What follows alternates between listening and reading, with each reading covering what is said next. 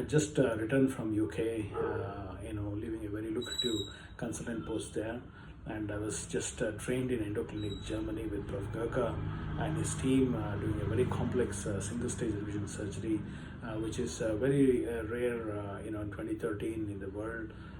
But at the same time, it was almost, so rare or unheard of in India as well, because not many surgeons were trained to take such challenges on really.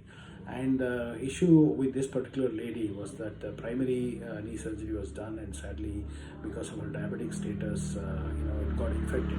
So, and she had multiple other surgeries from, I think, the top surgeon in Karnataka, probably number 1 or 2. And, after several rounds of washout, the infection was not coming under control. And, finally what happened was, the infection is not coming under control. The surgeon had to take the implant out. We'll continue next.